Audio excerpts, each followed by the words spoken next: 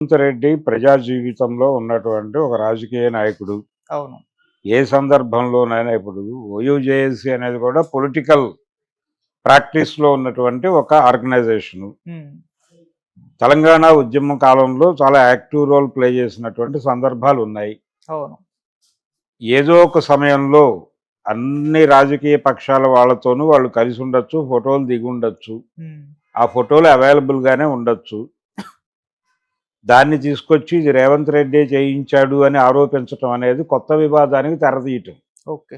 ఇప్పుడు ఆల్రెడీ అసెంబ్లీలో మాట్లాడిన దాని మీద మీరు ప్రెస్ మీట్ పెట్టి ఒక గందరగోళం క్రియేట్ చేశారు. హ్మ్. ఇప్పుడు ఇలాంటి పని చేయటం ద్వారా ఇంకొక గందరగోళానికి తెరతీస్తున్నారు. ఓకే. ఇప్పటికైనా ఈ యాక్టివిటీ మానేసి వాళ్ళు రేవంత్ రెడ్డిని కలిసి ఉండొచ్చు. రేవంత్ రెడ్డితో 100 సార్లు మాట్లాడి ఉండొచ్చు. అది తెలంగాణ మూవ్‌మెంట్ జరుగుతున్న టైంలోనో, ఆ తర్వాత ఎప్పుడోనో, లేకపోతే బీఆర్ఎస్ మీద వ్యతిరేకతతోనో కాంగ్రెస్ పార్టీ నాయకుడిని కలవటం తప్పేముంది జేఏసీ వాళ్ళు. వాళ్ళు ఒకే ఏరియాలో ఉన్నారు కదా! ఇద్దరూ రాజకీయ రంగంలోనే ఉన్నారు. ఆళ్ళు ఒకళ్ళనొకళ్ళు కలుస్తారు. అది అది పెద్ద విశేషంలాగాను. హ్మ్. ఇప్పుడు ఏదో సందర్భంలో చంద్రబాబు నాయుడు గారు ఒక ఒక ప్రాంతానికి వెడతాడు. లేకపోతే పవన్ కళ్యాణ్ వెళ్తాడు. హ్మ్. ఏదో ఒక ప్రాంతానికి పర్యటనకి వెళ్తాడు. ఆ సందర్భంగా అక్కడ ఉన్నవాళ్ళు ఎవరో ఫోటోలు దిగుతారు. ఓ కెమెరా వాడితో పురమాయించుకుని వెళ్ళి నిలబడతారు. ఫోటోలు దిగుతారు. ఆ ఫోటోలో ఉన్నటువంటి వాళ్ళలో ఎవరో ఒకడు ఆ తర్వాత ఒక సెన్సేషనల్ క్రైమ్ చేస్తే, హ్మ్. ఆ క్రైమ్ చేసిన వాళ్ళకి ఈ సెలబ్రిటీకి మధ్యలో బంధుత్వం ఉంది. ఈళ్ళే వాళ్ళని చేయించాడంటే ఎలా ఉంటుంది? అవును. అలాంటిదే ఇది కూడా. హ్మ్. ఇప్పుడు ఆ మధ్య నేను ఏదో పని మీద విజయవాడ సెక్రటేరియట్‌కి వెళ్ళాను. అక్కడ హోమ్ మినిస్టర్ గారిని కలిసాం. హ్మ్. అక్కడ ఒక వ్యవస్థ ఉంది. మనకు తెలీదు. ఫోటోలు తీసేస్తున్నారు. ఫోటోలు తీస్తున్నారు, తీసేవాళ్ళు నేను ప్రెస్ వాళ్ళేమో అనుకున్నాను. హ్మ్. ప్రెస్ మాత్రమే కాదు, వాళ్ళ పీఆర్ఓలు కూడా ఉంటారు కొంతమంది. ఫోటో అంటే ఓకే. ఎవరొచ్చారు అనేది వాళ్ళ రికార్డు కోసం ఫోటోలు తీసుకుంటారు. హ్మ్. ఆ ఫోటోల్లో నా వెనకాల చాలామంది నిలబడున్నారు. అందులో ఎవరైనా ఒక క్రైమ్ చేసుంటే, హ్మ్. ఈ క్రైమ్ గురించే వాళ్ళందరూ మాట్లాడుకుంటున్నారు అక్కడ కూర్చుని అని ఆ ఫోటో మీద ఒక వ్యాఖ్యానం చేస్తే మేమందరం కూడా ఇన్వాల్వ్ అవుతాం కదా దానిలో. అవును. అందులో ఎక్కడో ఒక మూల నిలబడ్డ అతన్ని ఒక రౌండ్ చేసి, ఇదిగో ఇతను ఇక్కడ ఉన్నాడు, వీళ్ళందరూ కలిసే ప్లాన్ చేశారని ఒక స్టోరీ వేయొచ్చుగా. వేయటానికి స్కోప్ ఉంది కదా. అవును. అంతే. అదే చేస్తున్నారు వీళ్ళు. ఇది చేయటం ద్వారా రేవంత్ రెడ్డే దాడికి ప్రేరేపించాడు, రేవంత్ రెడ్డే దాడి చేయించాడని మాట్లాడితే, హ్మ్. మరికొంత పరిస్థితిని జటిలం చేసుకోవటమేగా. మీరు సానుకూలపరుచుకున్నది ఎక్కడ? రాంగ్ ఇన్ఫర్మేషన్ ఇస్తున్నారు పోలీసులు సీఎంకి అని మీరు మాట్లాడారు ప్రెస్ మీట్ పెట్టి. వాళ్ళు రాంగ్ ఏం కాదు, ఇదిగో ఇది ఫ్యాక్ట్స్ అని వీడియో సహిత ప్రెస్ మీట్ పెట్టి ప్రపంచం ముందు నుంచోబెట్టారు. అవును. నేను థియేటర్ దగ్గరికి సైలెంట్‌గా వెళ్ళాను. ఆయన చెప్పింది ఏమిటి? థియేటర్ దగ్గరికి నేను సైలెంట్‌గా వెళ్ళాను. జనం బాగున్నారు. మీరు ఒకసారి ఆ తలుపు తీసి చెయ్యి ఊపితే తప్పుకుంటారు. మీరు లోపలికి వెళ్ళిపోవచ్చు అని చెప్పారు పోలీసులు. అందుకని ఆ టాప్ పైన చెయ్యి ఊపానని చెప్పాడాయన. హ్మ్. అదే కదా చెప్పింది వారు. అవును. కానీ నిన్న వీడియోలో మనం ఎక్కడి నుంచి చూసాం? సప్తగిరి థియేటర్ ఎదురుగుండా నుంచి ప్రొసెషన్ నడిచినట్టుగా చూసాం. హ్మ్. రోడ్ షో అది. అదే కదా మాట్లాడింది రేవంత్ రెడ్డి. దాన్ని మీరు ఖండించడం కోసం హడావిడిగా ప్రెస్ మీట్ పెట్టి ఎందుకు టెన్షన్ పడ్డారు? మళ్ళీ ఇప్పుడు కొత్త వివాదం ఎందుకు రేపుతున్నారు? ఆపేయాలి కదా. ఇంక వివాదాలు ఆపి వెళ్ళి సీఎంతో మాట్లాడుకుని పరిస్థితిని సానుకూలపరుచుకుంటే అయిపోతుంది కదా. ఎందుకు రెచ్చగొడుతున్నారు? మీరెందుకు సిట్యుయేషన్‌ని జటిలం చేసుకుంటున్నారు? అది మానుకోవాలి ముందు. నిన్న ఆయన సంయమనం పాటించాలి అందరూ అని చెప్పాడు హ్మ్. అరవింద్ గారు. సంయమనం పాటించడం కాదు ఇక్కడ. కొంచెం కాన్షియస్‌గా ఉండి, ఇప్పటి వరకు ఈ ఇన్సిడెంట్ ఇంత ప్రొలాంగ్ అయ్యి ఇప్పటికీ నడుస్తుందంటే వాళ్ళే కారణం.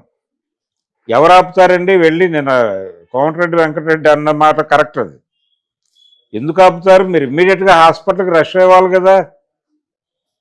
ఇప్పుడు సినిమా వాళ్ళు ఎవరు అక్కడికి వెళ్ళలేదు. మీ ఇంటికి వచ్చి మీకు పరామర్శ చేశారు తప్ప అంటే, హ్మ్. జగపతి బాబు వెళ్ళొచ్చాడు. అవును. ఆయన పర్సనల్ లెవెల్‌లో వెళ్ళొచ్చి ఉండొచ్చు. ఆయన పబ్లిసిటీ కూడా కోరుకోవాలా. అవును. కానీ ఆయన మీద ప్రెజర్ పెట్టి నన్ను స్టేట్మెంట్ ఇప్పించారు అనుకుందాం. సినిమా వాళ్ళు ఎవరు కాదు, ఒక ఆయన వెళ్ళొచ్చాడని చెప్పుకోవడమా? హ్మ్. మీ ఇంటికి వచ్చిన వాళ్ళందరూ అక్కడికి వెళ్ళారా లేదా అని అడిగితే ఏం చెప్తారు సమాధానం? చిరంజీవి గారు వెళ్ళలేదు కదా అక్కడికి పరామర్శకి. లేదు. కనీసం ఓపెన్గా ఒక మాట కూడా అనలేదు కదా ఆయన. ఉమ్, రైట్ ఆర్ రాంగ్, సపోర్ట్ గాను అగైనెస్ట్ గాను ఒక స్టేట్మెంట్ ఇవ్వాలి కదా.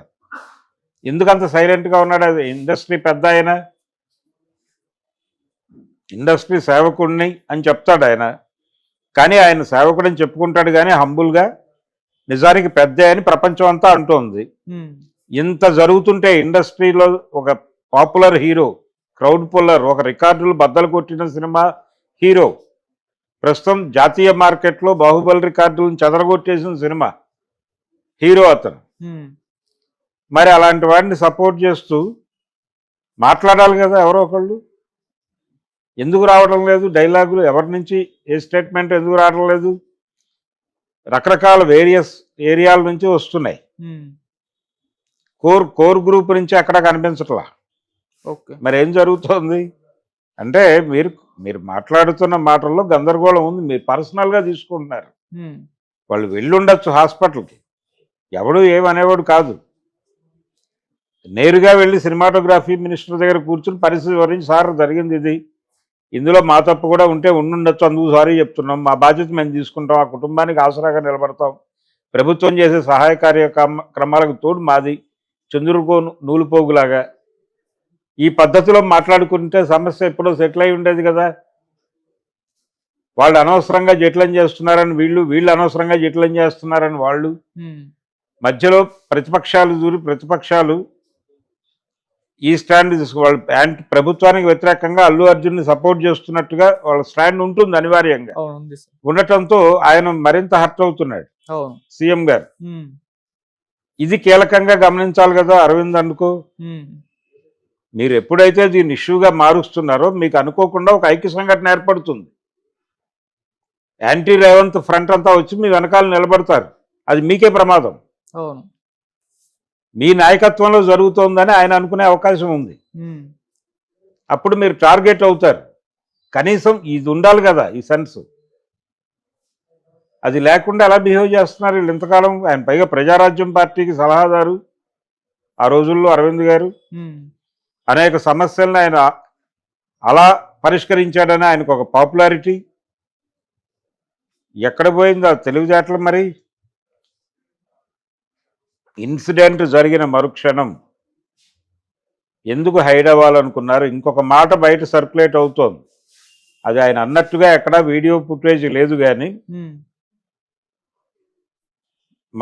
మనకేమి సంబంధం అనే మాట అక్కడే అన్నాడు ఆయన అని అంటున్నారు కానీ దానికి సంబంధించిన వీడియో ఫుటేజ్ లేదు. దాని గురించి వాకప్ చేస్తున్నారు.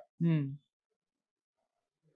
అది దొరకదు అనుకుంటున్నాను. బహుశా అంటే ఎవరైనా విని ఇన్ఫర్మేషన్ ఇచ్చుంటారో, అది ఏ కాంటెక్స్ట్లో అన్నాడో కూడా తెలియదు. వీడియో దొరికితే తెలుస్తుంది. ఉమ్, దీన్ని ఎలా టర్న్ చేస్తున్నారంటే బయట అల్లు అర్జున్ మీద ఇటు నుంచి దాడి జరగట్లేదని నేను అంటలా. ఉమ్, కొంతమంది ఆయనకు వ్యతిరేకంగా మాట్లాడుతున్న వాళ్ళు కొంచెం ఓవర్ హ్యాండెడ్గా కూడా మాట్లాడుతున్నారు. అవును. తొందరపాటు ప్రకటనలు కూడా చేస్తున్నారు, కాదని అంటలేదు. కాబట్టి ఆయన కొంత సంయమనంతో ఉండాలి కదా. ఇమ్మీడియట్గా ఏం చేయాలో అది చేయాలి. ఎందుకు మీరు ఇంటికి పరిమితం అయ్యారు? బన్నీవాసుని పంపించే బదులు మీరు వెళ్ళి ఉండొచ్చు కదా. అయితే బన్నీవాసు చెప్పాడట, మీరు వస్తే ఇంకా రష్ అవుతుంది, ఇక్కడ ఇబ్బంది అవుతుంది, మళ్ళీ అలాంటి ఇన్సిడెంట్ రిపీట్ అవ్వచ్చు ఇక్కడ. ఉమ్, మీరు సైలెంట్గా వెళ్ళండి, ప్రపంచానికి చెప్పకుండా. మీరు అల్లు అర్జున్ అనేది రివీల్ చేయకుండా మొత్తం గెటప్ మార్చేసుకుని వెళ్ళి లోపలికి వెళ్ళి సైలెంట్గా పలకరించేసి మాట్లాడి వీడియో తీసుకుని మీరు ఇంటికి వెళ్ళిన తర్వాత ఆ వీడియోని ప్రపంచం ముందు రిలీజ్ చేస్తుంటే ఎంత గ్రాండ్గా ఉండేది. ఎవరి ఫోన్లో వాళ్ళే చూసి ఆనందించేవాళ్ళు కదా ఇష్యూని. అది చేయకుండా మీరు ఆ ప్లానింగ్ చేయకుండా ఎంతసేపు ఇది అధికార ప్రతిపక్షాల్లా తయారైంది. అవును. వారు ఒక మాట అంటే వీరొక మాట అంటంగా తయారైంది పరిస్థితి. ఇప్పుడు అల్లు అర్జున్ ఏమన్నా రాజకీయాల్లోకి రాబోతున్నాడా ఏమిటి గోళ అని మాట్లాడుతున్న వాళ్ళు కూడా తయారయ్యారు. ఉమ్, అంటే ఏమిటి పరిస్థితి? ఒకవేళ వెళితే పాన్ ఇండియా స్టార్ కాబట్టి ప్రైమ్ మినిస్టర్గా పోటీ చేయాలి ఆయన. ఆయన ముఖ్యమంత్రి స్థాయి దాటిపోయి చాలా కాలం అయింది. పుష్ప 1తోనే దాటేశాడు ఆయన సీఎం రేంజ్. ప్రస్తుతం అల్లు అర్జున్ది ప్రధాని స్థాయి ప్రస్తుతానికి. రేపు పొద్దున ఆయన అమెరికా ప్రెసిడెంట్ అయినా ఆశ్చర్యం లేదు. గ్లోబల్ మార్కెట్ కొల్లగొడుతున్నాం అంటున్నారు కాబట్టి ఉమ్, ఏదైనా జరగచ్చు, కాదని అంటల్లా. కానీ నిన్న జరిగిన ఇన్సిడెంట్ రేవతి మరణము అనే దాని మీద స్పందించాల్సిన పద్ధతిలో మీరు స్పందించలేదు, ఉమ్, వ్యవహారం చేయవలసిన పద్ధతిలో వ్యవహారం చేయటం లేదు.